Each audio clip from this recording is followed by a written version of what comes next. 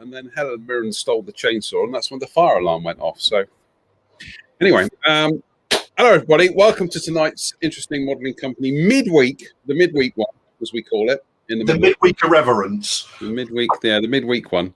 And I think we could call it the midweek even song. I don't know. We'll try and work an angle in there. What are we going to do tonight? We're going to have a chat about a few bits and pieces, and also talk about kit and do some updates on some bits and pieces. I hope you all enjoyed tonight's cover pick and spotted all the little Easter eggs in there. I have to say, it's all about self-preservation, isn't it? It is all about self-preservation, but I have to say my favourite Easter egg is the driver of the Mini. So, which you just had to highlight, just in case we missed it. Just in case. Well, it was pretty subtle. That it was just kind of anyway. And also, you might notice that the Italeri thing up on the wall was the old Italeri logo. Italia. I mean, it's one of those things that it took longer to pronounce the name of the company than it did to build their products. But especially if you bought Revell Italieri, you were getting value for money. But anyway, so how have you been? All right. It's been a week of it's been a week of setting up big televisions downstairs and stuff. So it's a big 4K television and a brand new Xbox and stuff. So, but in spite of that, there has been modelling happening at a fair old clip. So we're very productive. I'd say very productive for a weekend that is. I would say it's been quite a dull start to the week, hasn't it? Weather-wise, I would suggest it's been rainy and it certainly hasn't been Pacific Northwest stroke. Western Canada. Is it my imagination, or is perhaps we've had this discussion before? Is it my imagination, or is it a bit of a dark summer this year? It really doesn't get light in the evening. I mean, we've gone. No, go on. No, I was going to say, I think it's down to the weather, John. If it's overcast, it last night was overcast, and by sort of 9:30, it was really quite dark. But I did notice, sort of late last week, one of the evenings where it was a clear sky, it was sort of gone 10 o'clock and it was still reasonably light. So I think the overcast has a significant impact. So I can remember cycling back from places and thinking, oh, it's time to put my lights on, and it being like 10 o'clock and it's like, oh, time to put my lights on. I don't know. It's like I've been sat here in the workshop and I've looked up and I thought, oh, it must at least be now about 9:30. And I checked my watch and it's like 8:30. And I'm like, What's all that about? What's going on here? Who knows? Anyway. We've broken the planet, basically. Yeah, we've broken the planet. And potentially irreparably by the look of it at this point. But we'll see. This is the Green Party broadcast for this evening. Yes, here we go. I get the complaints flooding in. Right, so projects. What have you been working on this week then? I'm still on the. Oh, you're still doing your little. Still, but we've now got something that is. Oh, got some red on it. And white. And white. Well, yeah, but. And lots of white, and as the wingtips have been done, so the next thing is to mask off. And then do the grey below the cheat line, and then the blue hull bottom, and then we can hopefully move on to glossing and adding decals. And people are going to go, but Drew, it's a gloss model. Why are you glossing it? Shall I tell you why I'm glossing a gloss model? Go. Well, the thing is, when you spray lacquer paints and you spray gloss over them, it slightly changes the hue of a lacquer paint. Very slightly tends to darken the color, or just shift the hue of the color very slightly. So the thing is, if you apply the decals and then apply a gloss coat over it, which is what this is going to need, what you'll have is a shift in the hue of the paint, but not where the decals have masked it. And you end up with a very, very visible corona sort of around the around each marking, where the carrier film has basically masked off the underlying paint.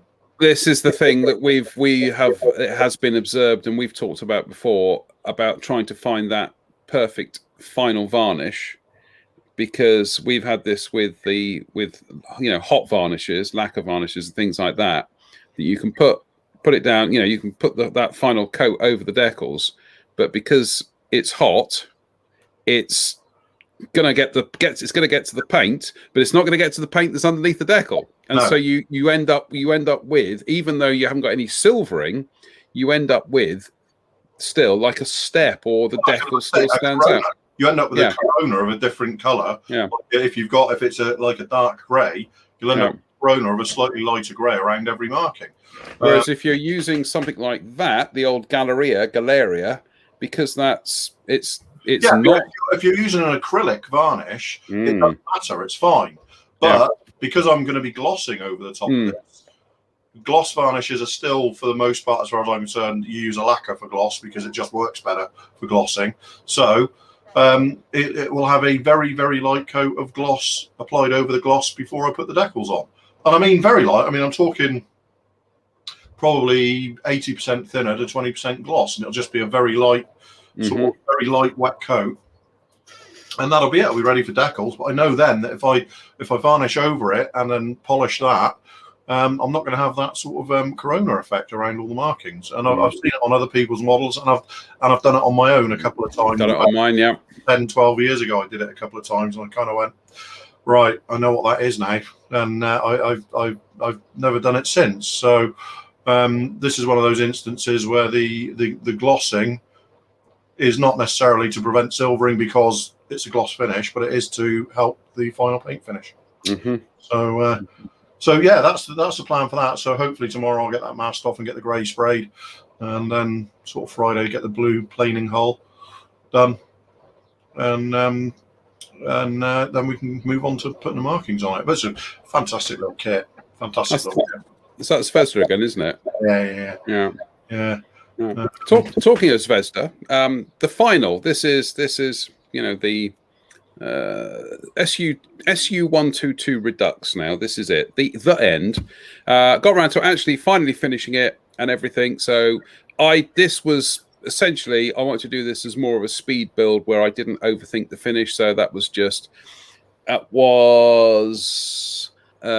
modelers supply Forbio green. On top of that was some chipping fluid. I can't remember whose chipping fluid it was, but it was chipping fluid. Then Vallejo white primer, thinned heavily with water to make it really fragile.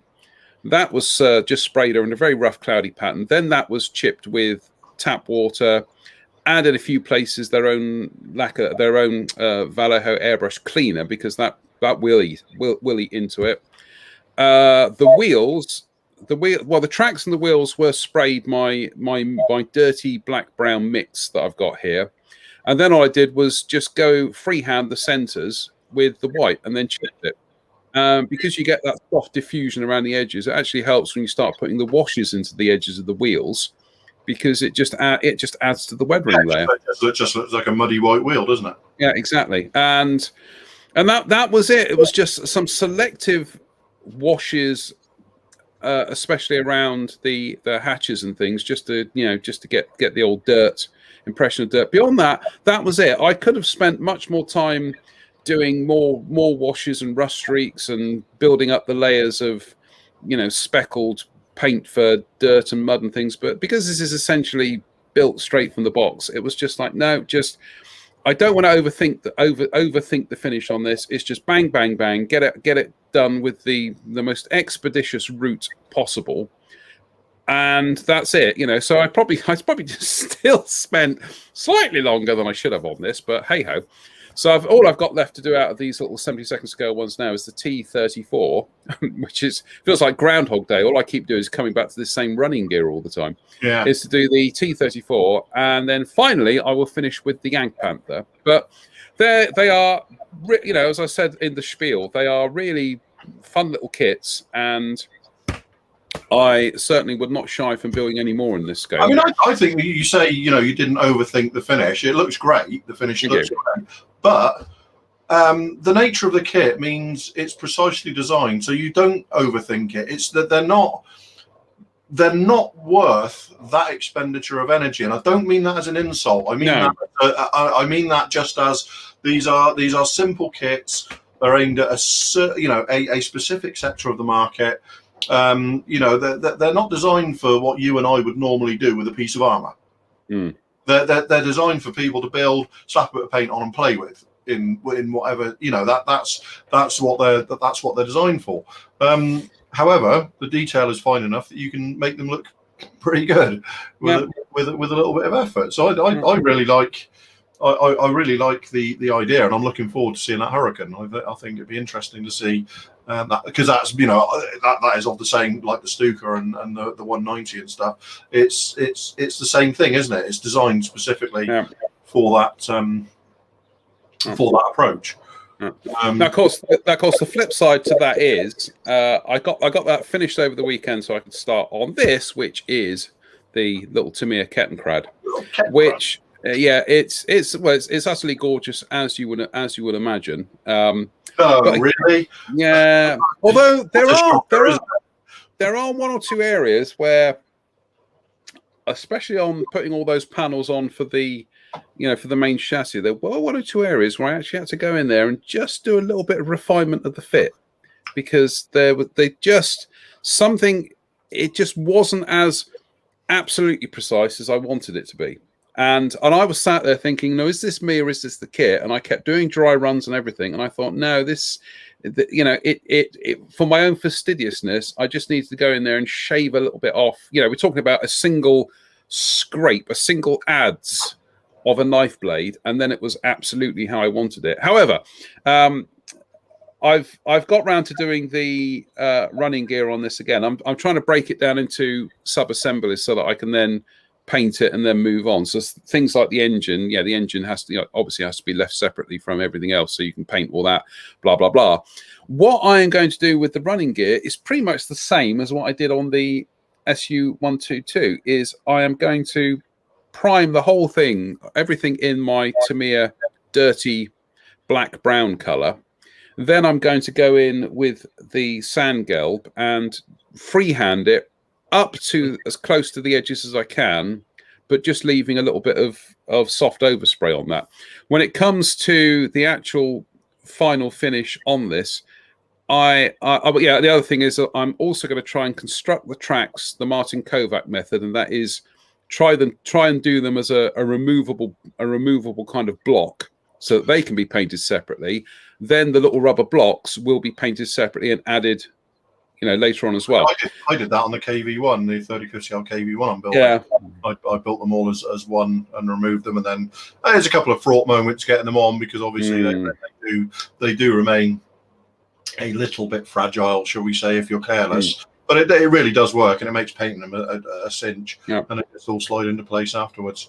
But on this one, I am going to keep the weathering extremely light. Really extremely light. I'm not gonna go for my usual spatters and things like that. I am just going to keep it a couple of washes. That's it.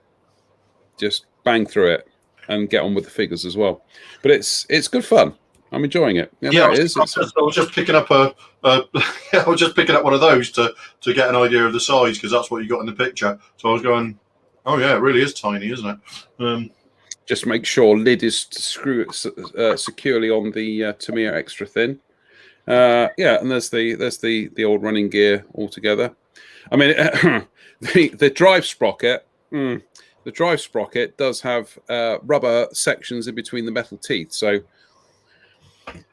but what is this hobby if not a bit of a challenge? So yeah, I'm setting myself a deadline of really having this all buttoned up by next Wednesday's show, including the figures.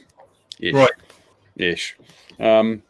Somewhere near, yeah. I've still got the figures to finish off the Panzer IV, actually, but other than that, and again with the figures, I'm going to go a much more direct route. And again, I'm going to be stealing things that Martin Kovac's been doing, and that is I'll probably paint the flesh areas first.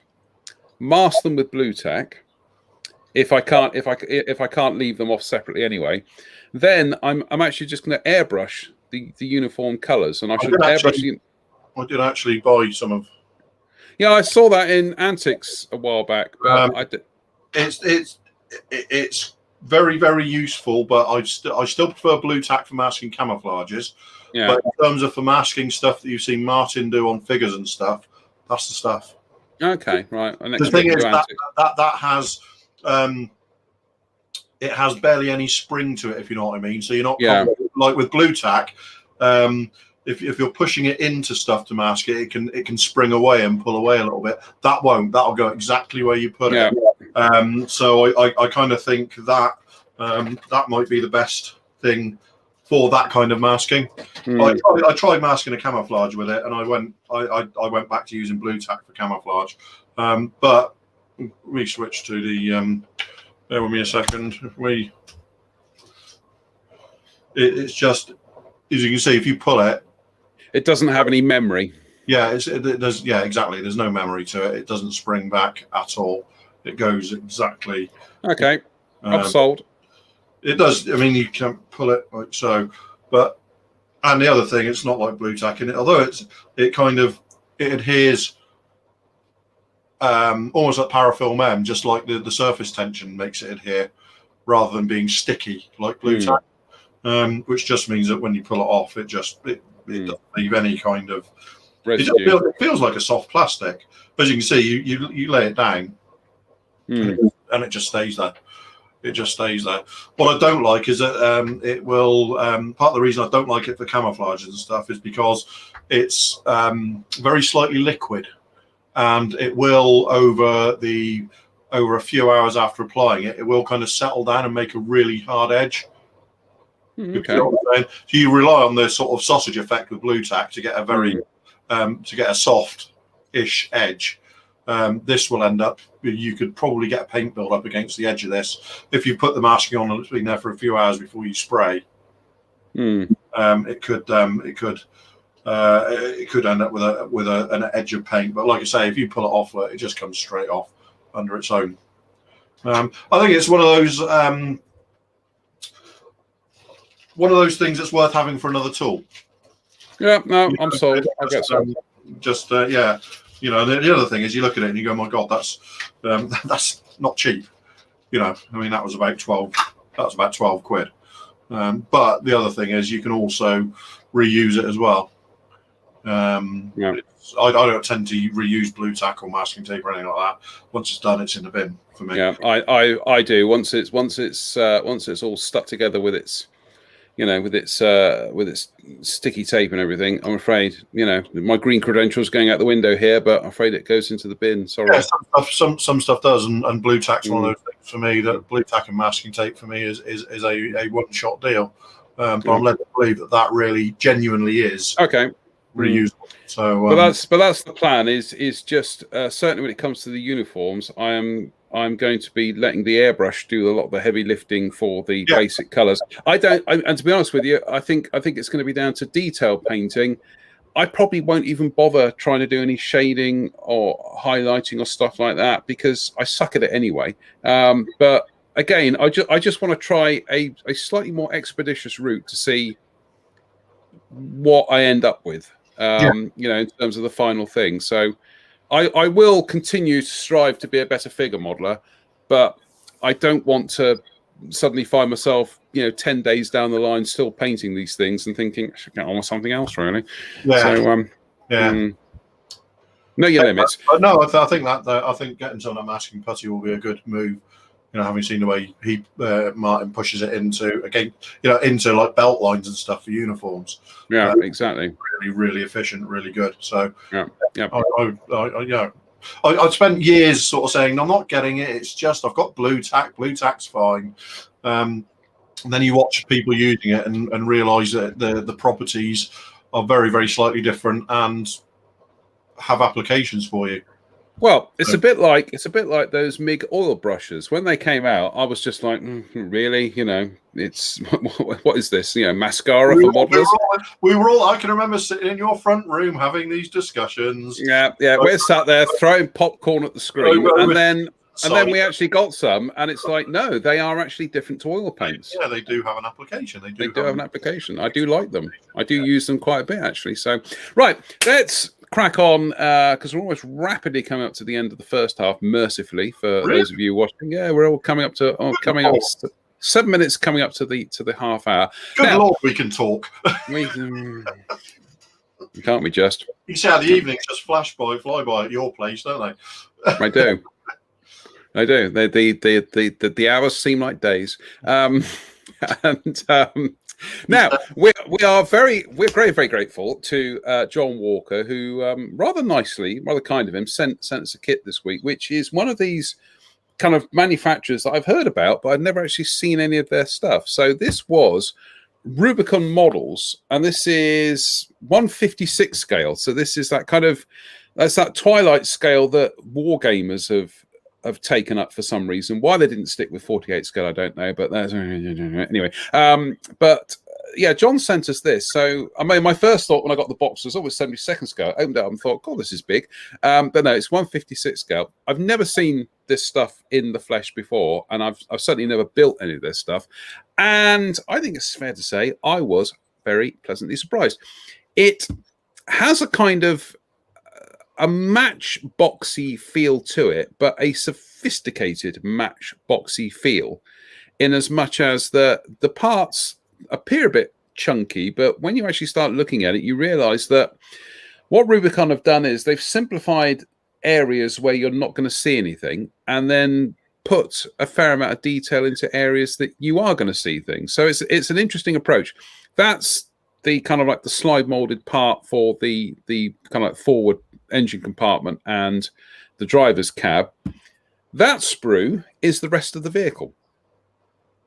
It's that simple. I might even do a pop-up live where I glue this thing together, because it's it is just. You should. I think you should. I'm definitely going to do that. Yeah, I think you should. What is a revelation with this kit is the sprue that's got the figures and some of the detail parts on it, because we will come to these in a minute. The figures are astonishing. So we'll leave that as a teaser for the next bit. But as I say, there's the underside of the chassis. That's basic. That is very, very basic. But how much of that you actually going to see on the finished model anyway? Because when you look at the Chevrolet, those leaf springs are mostly hidden by the wheels anyway. So unless you're going to pick the model up and have a look on the undersides, it's mostly immaterial. Then you got things like the sand shields and some of the boxes and things, and there's obviously the steering wheel there. Then we have the bonnet and some of the side panels and things. It is just a ridiculously simple kit to be put together. The figures, though, goodness me, look at them. They are absolutely staggering in terms of detail, in terms of posture, proportions. The molding and undercutting is fabulous, isn't it? Look at that figure. If you go back a second, John, the previous one. Yeah. If you look at the pistol and the belt on the one on the right there, that is phenomenal. Yeah, it is absolutely beautifully done. Likewise with the heads here, with the undercuts to the headscarves and everything. I just wish these were in 48 scale or a larger scale, because these would put some 35th scale figures to shame. They are beautifully put together. And if I call up there's the sprue with all the arms and things, and that, I know hands can be a real weak point on a lot of figures. Even some of the Tamiya figures, sometimes the recent ones, you've got the hands can be a little bit indistinct, or they lose detail in certain areas. These don't. These are that one on the bottom, that arm and that hand on the bottom left. Yeah. I swear, looking at this picture, I can see the tendons. Yeah, that's probably just where I've tweaked the images for the thing. But I do get your point. They are But they're not oversized. They're not oversized. They look nicely. Some of these figures you can get in these scales can be a little bit kind of cartoonish, and they can be a little bit without wishing to seem derogatory in any sense. They can be a bit Games Workshop, in terms of that kind of chunky kind of.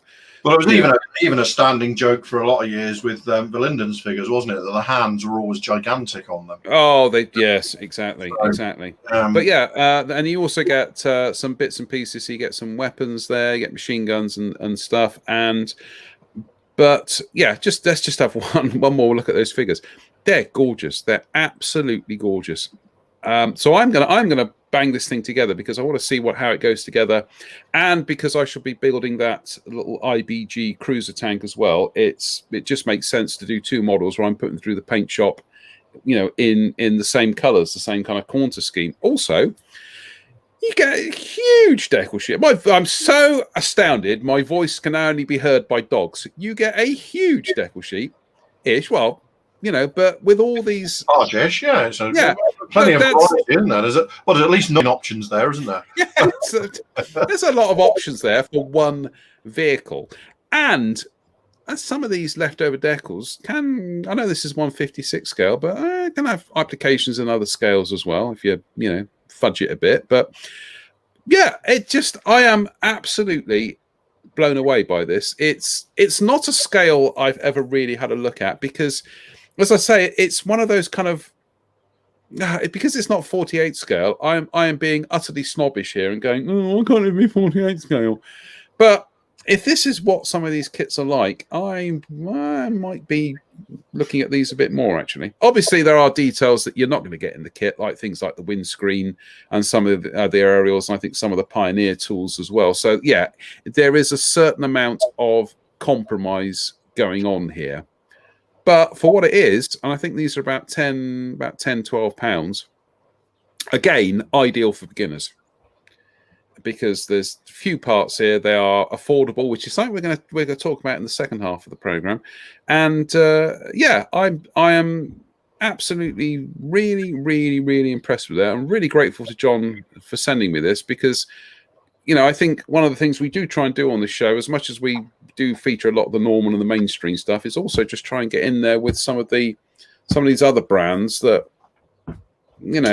I think even people like you and I who tend to be a bit adventurous in our, in our brand models that we make, but there's still loads that we just don't get around to building. So I've been looking at that. My impression is chunky but crisp. Yeah. It's not massively detailed. It's quite chunky in some places, but the detail where it matters there is really crisp. I was looking at the side panels in particular. All that detail on side panels is incredibly crisp. But and again, this kind of starts to segue into what we're going to gingerly talk about in the second half. Is it would be very easy for people of a negative disposition to look at that and go, it doesn't look particularly good. My argument is always, well, let's see what it looks like when it's painted and weathered, shall we?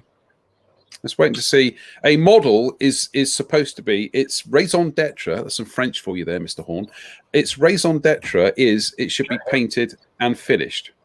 That's what these things are created for. If you're just going to judge them as pieces of disassembled plastic in a box, Yeah, feel free to do that, but I shall also feel free to ignore your opinion. It's like looking at the ingredients of a cake and saying, well, that tastes horrible. And how do you know? You haven't tasted it yet. Well, I've seen the ingredients. Right? Anyway, thank you, John. We're very grateful to you. And like I say, I am going to do a pop-up live at some stage during the week and literally build that vehicle live on the internet. So thank you, John, on that interweb. So thank you, John. That's very kind of you. And I will be casting. Well, I had a look on the Rubicon site. Actually, let's go to Rubicon right now. Let's go live to Rubicon Models and let's have a look and see what other stuff they've got. But I was looking at some of this stuff and I thought, okay, we will. Here we go. But I've just surprised myself here because I just know nothing about this company. And I've also got to check to see. Bear with me. They're made in China. I think they are actually. Are they a British company? I think they. I can't remember. I'll find out. No, I think they're not. No, I think this is just their UK website. But anyway, let's look. Look immediately. They do that. Mini art. Oh, mini art. I've got competition here. Yeah, this is one. Well, this is 156th, but to be honest with you, you could get away with that in 148 scale. Easily. Yeah, small trait becomes a big trait. Exactly. So what? Yeah, I'm just looking. Stowage set. That looks good. A Citron Avante. Oh, no, I mustn't do that.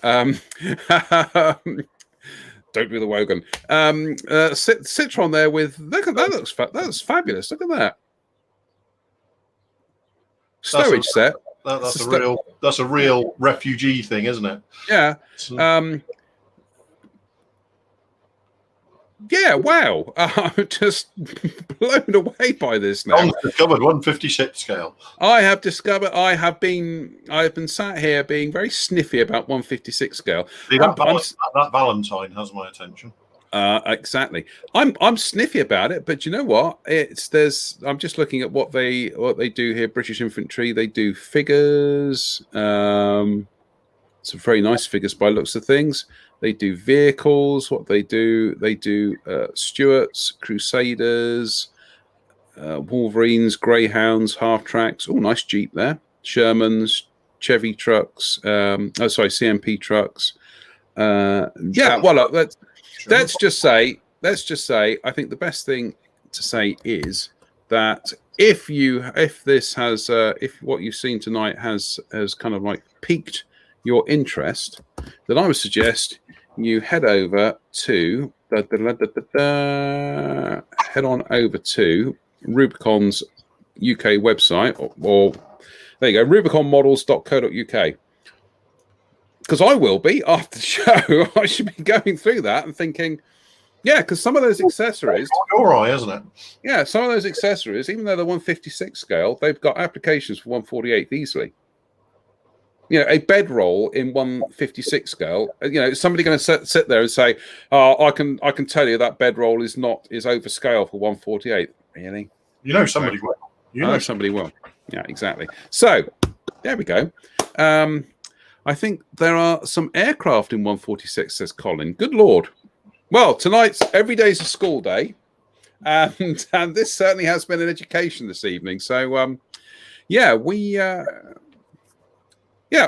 John says they enjoy. Thanks, John. I don't think my debit card will thank you, but thanks. That's very kind of you. So, anyway, shall we dance into the next section? Which kind of like you could tell by our unabashed dance into controversy. Yeah, dance into controversy. You can tell by our kind of like surprise and enthusiasm there. I'm going to throw this one out to Drew, and then I'm just going to sit here and drink tea. Drew, are we allowed to enjoy this hobby these days?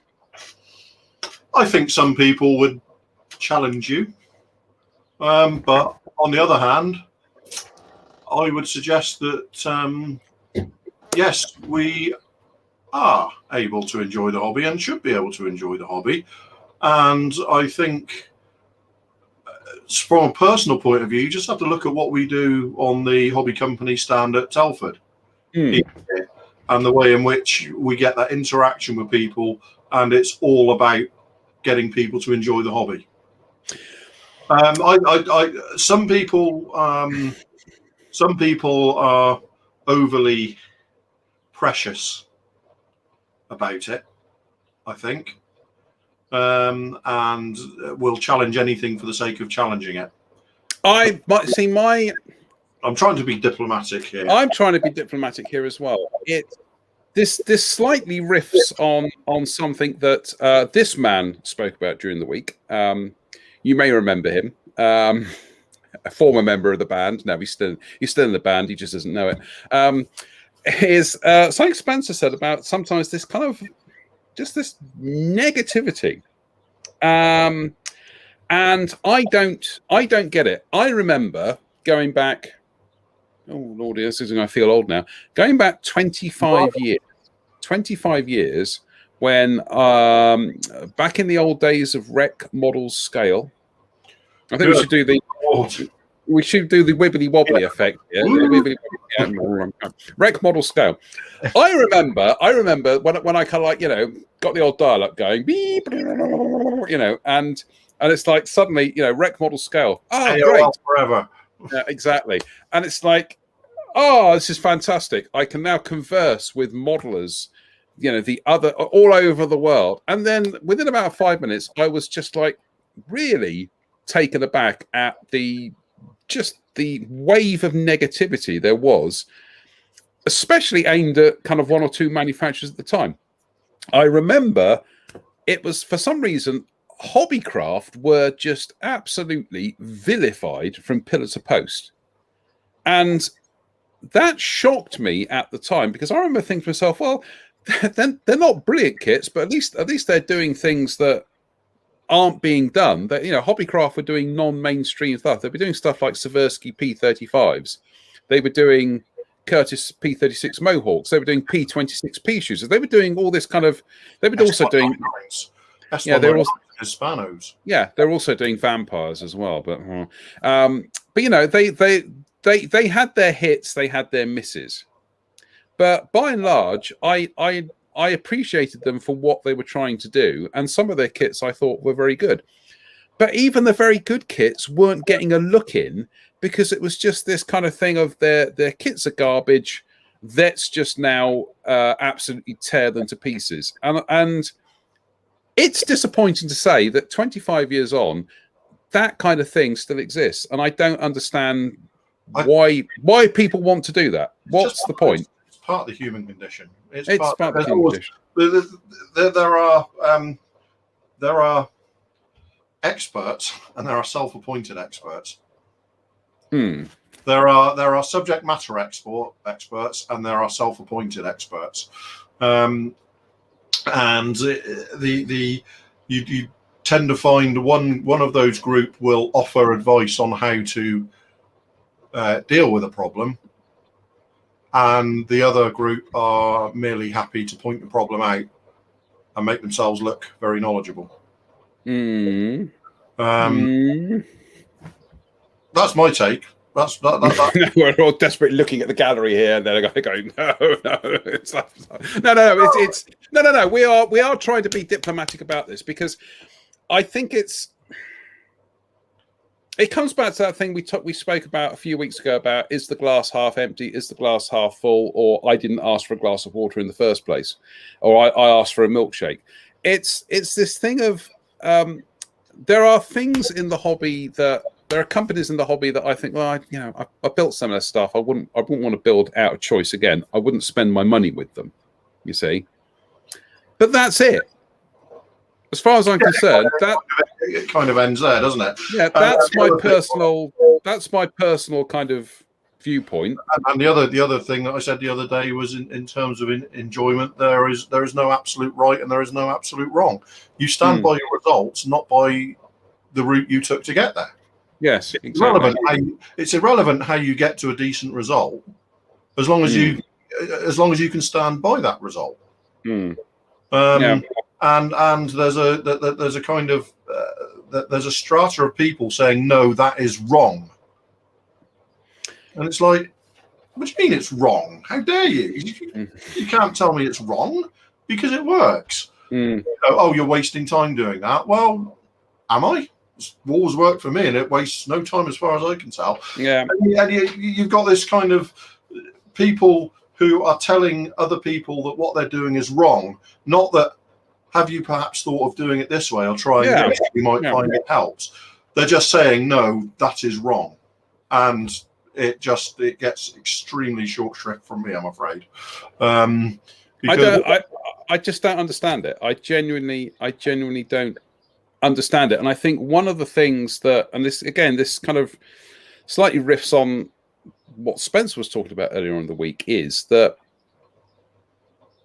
kind of unending or seemingly kind of unending kind of negativity, or chooses words carefully here, but that kind of mindset.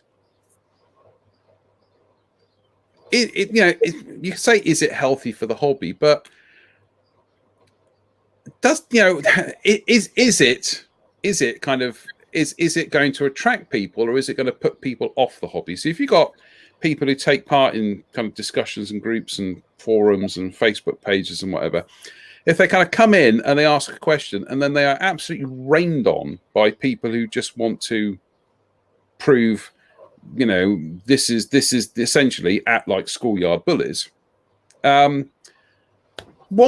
What does that say about that hobby? Are we in danger of losing people because they are enthusiastic about the hobby, but they, you are getting the strata of kind of like spoilers? I try and limit myself to thinking, what does that say about those people? It begs the question that when people like ourselves, we are, I hate to use this phrase, we are content providers, but we are providing content. If you're doing Facebook of some description, no idea. We won't give it a description, because that way we can't be done under the trades description. But it's like I say, it's mainly just two people talking and arguing about cake. I think we're safe on that one. But you know what I mean? Is that if you're doing kind of like Facebook videos, or you're doing YouTube videos, you're doing things like that, and you are pushing out content. Controversial bit here. Do you actually have a responsibility to promote the hobby?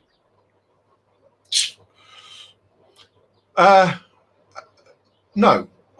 Well, no, but that's qualified. If you are representing a trader or a company, then arguably yes. That is part of your that is almost part of your remit by definition, isn't it? Is because if you're promoting that company and you're giving full disclosure about promoting the products of that company, then almost by default your position is to promote the hobby. And in line with promoting the hobby, you have to be careful about how you present yourself, how you present yourself as a representative of that company, that manufacturer, whatever. Now I also have my own YouTube channel, which I sometimes do my own videos for. I can be a lot more forthright on there, but I still have a responsibility, because I also do this side of it where I'm at shows representing manufacturers. I wouldn't promote something on here and then trash it on my own channel, because that would just be that's just hypocritical. I've undertaken but what I can do is give full disclosure. I think I genuinely think there's nothing that I wouldn't say about one of the companies whose products I sort of nominally represent. There's nothing I would say on my YouTube channel that I wouldn't say on here. No, but exactly. But I think the other thing is it's this thing about choose his words carefully here. It's kind of constructive criticism, I think is the best way of putting it, is that if all you're doing is just going, oh, this is rubbish, this is garbage, this is just what information? Congratulations, you're highlighting a problem we already know, but you're not helping to solve it. Yeah, exactly. It's kind of like, well, what exactly is the problem? I kind of go back to it's one of these kind of weird catch-22 things. I go back to the 1990s. I think we need another wibbly wobbly here, when I actually had to build the Academy Hunter for Scale Models magazine. I had to, because they sent me the kit and everything. And the irony was that a lot of people liked that kit because they saw the surface detail, and that was as far as they went. Actually, it was fairly wretched in terms of how much was off. The canopy was off. I can remember. Yeah, I mean, I built 3 of them in rapid succession The cockpit was conversion. Cockpit was undersized. The wheels were off. The back end was off. The undercarriage was out. But the thing is it would have been very easy to have gone. And I'll qualify this in a second because I can see where we're heading with this. Would have been very easy to have qualified that with just saying, well, this kit is just complete rubbish. There was a way out. There was a way of working with that kit using stuff that was out there. So it was like, well, it is possible to do something with this kit. So this is where we're going to go. But the qualifications and the caveats are there is a lot wrong with it. The flip side of that is you'll get something like the here we go. Get something like the Trumpeter de Havilland Hornet. Is it a Trumpeter or a Hobby Boss? One or the other. Trumpeter. Where it was so a very nice kit, but actually such an irredeemably terrible replica that you just have to say it is so essentially inaccurate in almost every form. It is not worth your time of day. We can go straight back to the Hobbycraft Vampire there, can't we? Yeah, the Hobbycraft Vampires, yeah. For all Hobbycraft, occasionally, had a hit with, their 72nd scale Banshee was nice. Yes. Some of their other stuff. There's their 48 scale S199 and Bucons were nice, albeit all the time. But then along came the Vampire, and it is literally a caricature. There's not a single shape on it that matches a real vampire, is there? Not a single shape. It's an absolutely wretched model. But we don't really get very much of that these days. No. I'd say pretty much these days with a lot of kits, they're in the zone. I think if we use the phrase, they're in the zone. Chris Aliong saying, I've heard that the Hobbycraft 72nd scale sabers are very nice. They are. They are. They're beautiful. They're absolutely. In fact, they are pretty much in the same way that Academy's 48 scale sabers are on a par with the Hasegawa ones.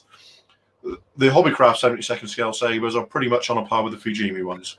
But don't they have the advantage of actually being a better route for doing the Canadair ones? Yes, because they are Canadair. Because they are Canadair sabers. Yeah.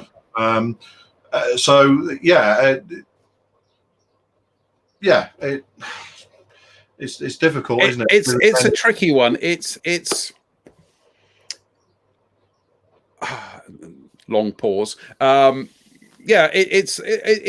It comes back to that thing of about what I said about are you allowed to enjoy this hobby these days? Because it's kind of like it's not that sometimes you feel like you're kind of like you're sticking up for kits, but it does feel like that sometimes, that something is getting absolutely slaughtered and you're thinking, I've built that. I honestly didn't have that level of problems.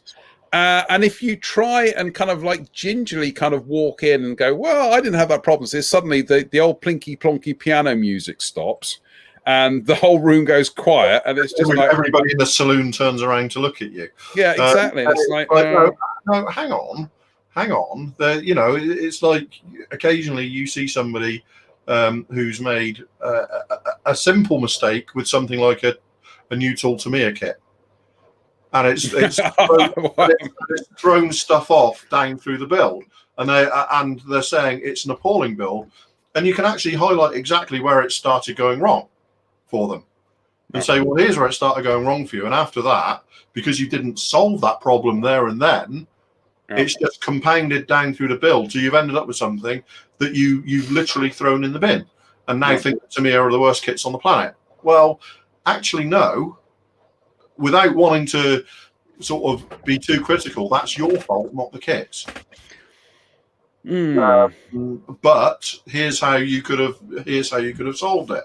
And if people reject that and then carry on trashing the kit and saying that you're a shill and all the rest of it, you just have to start producing examples of why you do have to come out swinging a little bit and say, no, all right, I've tried being nice about this. That's your fault, not the kits. But then, without wishing to drive down Controversy Avenue, we what do you mean right down Controversy Avenue? We're stopped at the lights at the moment. Yeah, and somebody stepped out with a bucket and mop and asking to clean the windows. Well, you know, shouldn't have stood in front of that CCTV camera. Yeah, well, the secret one. Secret one. The thing is that there have been instances where if you then demonstrate with, you know, so, well, look, I've built that kit. I didn't have a problem with it.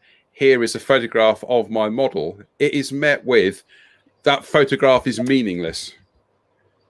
But it's showing you showing you what I've done. It's meaningless. And it's, you know, it's almost like, here is evidence that the world is round. No, that's meaningless. And in fact, in more than one instance in the last 10 years, I have actually gone on to show how a problem occurred on my YouTube channel and shown how to solve it. And sort of like live, this is actual film of the issue that people are having, and here's how you solve it. And you still get people in the comments section going, that's meaningless. And this comes back to the thing I'm saying about this negativity. And like I say, we're not trying to kind of like, you know, start internet wars here. It's just if perhaps it's the way I've been brought up. I don't know. Hello, Mum,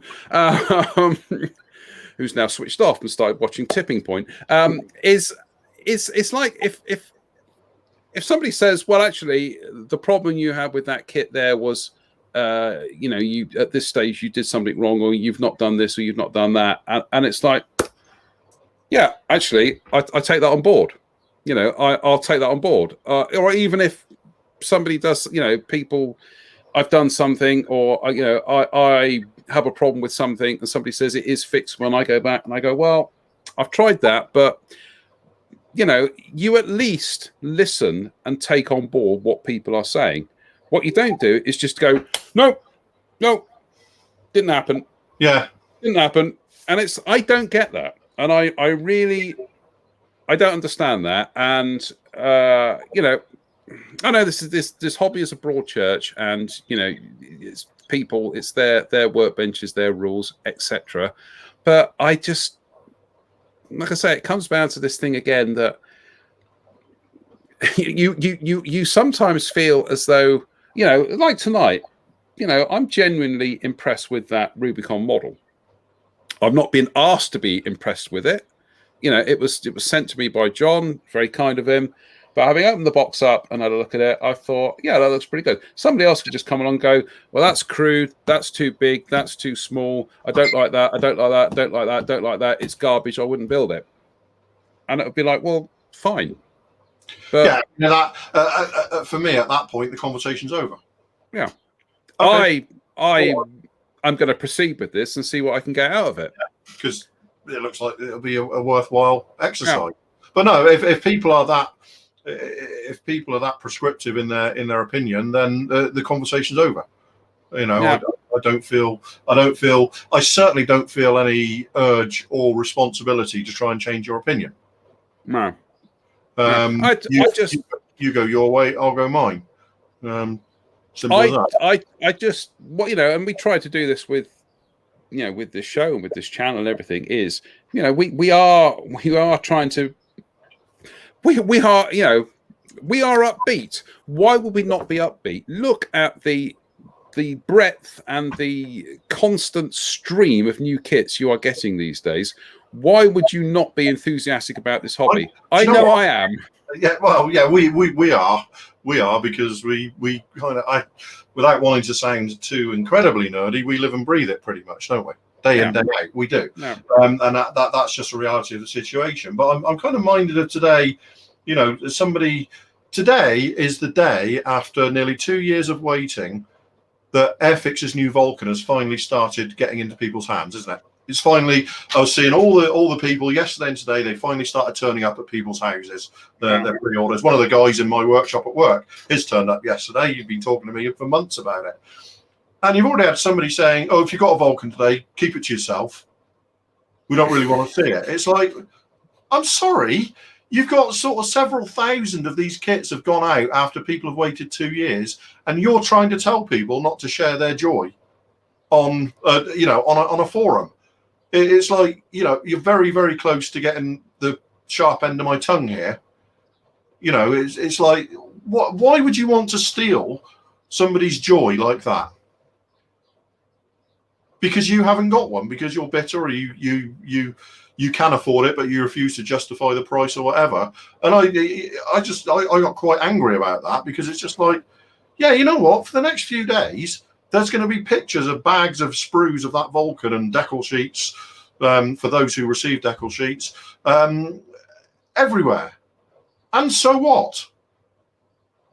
Just because you don't want to see it, move on somewhere else. I was quite angry about that. I was quite angry. You might detect that reading between the lines. To quote the late great Ian Richardson, you can say that. I couldn't possibly comment. Well, no, I mean, that's. Well, I will skirt the edge of that discussion and say I saw some of that, and I just thought, hang about. For the last 30 years, people have been saying you need to replace this tool with a new one. The new one has come out, and all I've seen is people saying that they don't want to see the new one, and all they want to do is talk about the old one. It's like, well, fine, do it, but you can't, as you say, you can't sit there and go, I'm fed up with people talking about Christmas. It's December the 25th. What are you expecting? It's like, I'm fed up with people talking about football. It's the Euros. What are you expecting? So I have no time for football. Not even I'm criticising the amount of, television time, because it was obvious. I'm at least like every 4 years it's the Olympics. I'm not particularly interested in the Olympics, but it's obvious that for 4 weeks straight, that's all you're going to see whenever you turn the television on, the radio on, whatever. That's just obvious. But again, we're trying. We won't dwell on the negativity. We'll comment on it. We'll comment on it. We'll observe it. We'll comment on it, and and open it out to discussion. But then we don't dwell on it. We just Jennifer there, top rant, D man. Thanks, Jen. And I did it all without swearing. He does very good. Hey, look at me growing. I think we need to do the Patreon channel where there is just the Intmod Co uncut, the Swearion channel. The Swearion channel, a bit like we occasionally do a swear off camera. It has been known for us to do a swear off camera. Let's not even go there. But yeah, like I say, are you allowed to enjoy this hobby these days? And I would say in this climate of new releases, if your main contribution to this hobby is negativity, it's like, well, are you in the right hobby? Yeah, not everybody is going to love the same things. When you and Spencer were doing those legacy builds last year, all the old Tamiya kits and all the rest of it, I can't think of anything I would less like to do. I personally have absolutely zero interest in picking up a 55 or 50-year-old kit when I know that there's a kit of the same subject released last year that has got it is absolutely spot on. But I was I watched it with utter delight, because although it's not something that I would ever want to do, watching other people do it, it was no less interesting for my personal opinion on my approach to the hobby. It was still a thoroughly valid and thoroughly delightful series of models to watch being built. Okay. And Spencer talking the other day about doing the two Kettenkrads, same diorama. He's doing the original and the new one, going to be in the same diorama set and all the rest of it, just to show the difference between the two. I'm moderately interested in a new one. I got the idea of picking up the 50-year-old one and doing that to it just makes me shudder with utter horror. But I know that it's going to be, again, utterly engrossing to watch Spencer do that. It's abroad. It is a broad church. It's everybody. You know, do I want to hunt out the nearly 40-year-old original Vulcan tool? Now there's a brand new tool Vulcan available. No, I don't. But I'm not everybody. No. I'm not everybody. Some people are going to want to do that. I think it does no harm to occasionally have these open discussions, because I think it certainly clarifies our positions in terms of how we see the hobby and where what we are trying to do. And I do think, speaking for myself, and perhaps even putting words into your mouth, is that I think to an extent, our enthusiasm for sitting here and gluing little bits of plastic together is manifest in the fact that we then invest in equipment to do broadcasts and shows and live stuff and videos and whatever. Yeah. So I think we do have that bit of ego that we do want to promote the hobby. We do want to, whilst it's kind of, we are trying to kind of say, isn't this fantastic? Look at this. Look what you can do with this. Look what, and it's, what I mean? It's I'm vain enough that I like being recognised at Telford and having people say thank you for doing this or that, or that, and it happens to you as well. It happens to me. People just say, oh, I've wanted to see. I'm vain enough that I like that, and it gives my ego a little bit of a stroke to do that. But it's not. I don't. It's not the reason I do it. No, I don't like it at all. It cost me a fortune to get those people to do that. So, yeah. But joking aside, there's a serious that everybody has a degree of vanity to some. It's true. It's true. And yes, it is nice to be recognised for being enthusiastic about the hobby and hopefully promoting it most of the time, even if we have a rant like I've had. Yeah, see. Like I've had tonight, because occasionally you need to have a rant. You see, I'm not vain, but I do think that song is about me. Anyway, look, I think it's been healthy tonight. I think at the end of the day, I think you and I are the kind of person who, if somebody had a disagreement with us, we'd say, fine, come and talk to us about it. Let's have a chat about it. Let's put the kettle on, break open the Mr. Kipling's Bakewell tarts, and let's have a jolly nice little chat about all the good biscuits of Spencer's there. All the good biscuits of Spencer's, yeah. Which actually, in the scheme of things, in terms of modelling rancor, that is the one incident which has nearly seen friendships dissolve, frankly.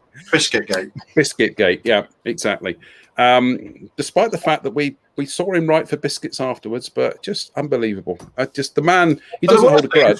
All we did was exactly what he told us to do. We did exactly what it said on the tin. We followed his orders to the letter. Yeah, it did also say on the tin, consume within 3 days, and we just assumed, well, he'd opened them 3 days ago, so we better go for it. So needed to go, yeah. Yeah, exactly. Andy Brennan has got it there. Yeah, help yourselves. Yeah, exactly. We did exactly what he told us. Yeah, what can we say? Let's have a quick rundown here of the disillusioned lost souls who've been watching us tonight, and then we're going to go to the giveaway of a free badge this week. So let's say hello to Paul Milligan, Dave Swindle, Ian Goldstraw, Stephen Pryor, Andy Brennan, Lee Suter, Rob Monfils, Dave Fleming, Pavel Kruvovic, Greg Woodbridge, Mark Ryan, Anthony Burke, Christian Gerard, Jerry Doyle, Peter Marshall, Damien Mullen, Brian Wilton, not Willerton, the railway station, Mike Williams, Marino, Dougal McWoogle, Colin Strachan, Jen Wright, Spencer Ponnard, John Walker, Steve Moores, who else scrolls down? Tim Maunder scrolls down. Chris Alliong scrolls down. My mum scrolls down. Yeah, there's people watching, but these are the ones who have put their head above the parapet and said hello. Now, of course, it's that time of the week. We didn't do this last week. I do apologize. It's that time of the week where one lucky viewer doesn't get this in the post, but unfortunately one unlucky viewer will. It is, of course, our magnificent Interesting Modeling Co badges. We are actually working out pricing for them very soon so that you can purchase them, but we are giving them away as part of the fun-filled jamboree of larks and hilarity that is the midweek show. So the first person to type Manton's Modeling Mountain gets a free Interesting Modeling Company badge. So the first person, Manton's Modeling Mountain, is going to take about 40 seconds. I'm tapping away furiously here because I haven't one yet. Yours went in the post yesterday. So and obviously anybody who gets one and they've already got one, then we'll do that. See, we've already got somebody who's got a complimentary one, and then a second person who's got one. Anthony Bird, there we go. Anthony Bird left out the apostrophe, but we're not going to be that finicky this evening. It's like, no, you left out the apostrophe. I'm afraid you don't win. No, there you go. Anthony Bird, send us your address via the messenger on Facebook, on our Facebook page, and an exciting Interesting Modeling Company badge will be winging its way to make you the envy of nobody. So, splendid. Not even us. Not even us. No, see, I'm not even wearing one tonight. It just shows you the commitment to the brand here. So, we've skirted around controversy tonight, and I'm just looking for me bell. Aren't we all, ladies? So, hey. Other business. I don't think we skirted around controversy so much as crashed into it headlong. I don't even think it's controversial. It's just being honest. But just just a free and frank discussion. A free and frank discussion. Like I say, we just throw it out there. Let's have an open, honest discussion, and a nice box of macaroons. So there we go. So yeah, any other business? That week. Well, it's Fezda and it's a small airliner, isn't it? Because I'm getting back into doing gloss schemes again. So, so I'm glad that Jen didn't turn up till after I'd shown that. Actually, my any other business is, bear with me. Oh. No. I don't know what am I supposed to juggle or something? Glad you mentioned Jen, because I need to have a word with Jen about her foiling method, because I've still got this. I've got what name the company is now. It's that Australian company that did the space rockets. Somebody will jog my memory. Sorry about that, chaps and chapesses. I've forgotten the name of them. Anyway, I've had any number of goes at trying to do the bright metal on this. As you can see, it's ended in disaster. So I need to pick Jen's brains for actually doing this with foil. So I think that's the only way I'm going to get around this. I need to remember what the name of this company is. It is. Hey! I know. Horizon Models. Horizon from Australia. Yeah, so, yeah, I need to get this done. So, Jen says, what do you want to know? Well, we'll talk about this off air, Jen, but I want to know what would be your best method for foiling this with metal foil. This is the Horizon Mercury rocket. Anyway, that's my any other business, and it wasn't even any other business. It was. Hopefully, if you get a good advice from Jen, you'll get that right, and you won't be foiled again. Oh, come on. I thought that was genius. Clearly, I'm in a... Anyway. Clearly, that's one of us. You're going to get roasted for that. So, anyway, on that note, well, do you know what? They kind of like... They kind of went off on a rant about stuff, but the worst part of the evening was the Bakerford joke. So, it was... Anyway, that was very good, actually, Drew. I was actually shocked into silence at the speed of your wit there. So, Anyway, got any more in the locker? but I have to ration them, don't I? Come on, Stephen Fry, get them out. Come on, right? I have to ration them maybe because otherwise I won't have one for Sunday.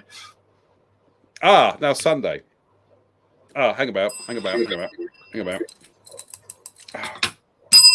Any other business? Might struggle to do one on Sunday because I've got a bit of a calendar clash, unfortunately, because I have been invited to attend a garden party held not today but Sunday, and it's a kind of like a invite-only thing. Numbers are very limited, so it's going to be COVID safe and everything. So I might be struggling to get back from that on Sunday. So it might be we don't do one, or we do and polished ladders.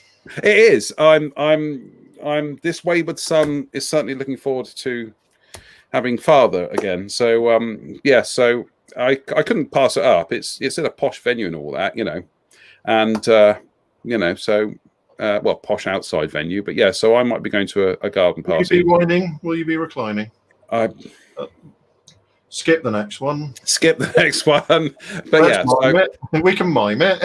We can mime it, yes. Or we can just say nothing and just look down the camera because Top of the Pop said you can't sing that bit. Anyway, so there probably won't be one on Sunday. And I was going to say we could probably shift it to Saturday, but then 11 lads decided to get themselves into a quarter-final of a kickball competition. So we might be pushing things there a bit. So people are going to be sportsing.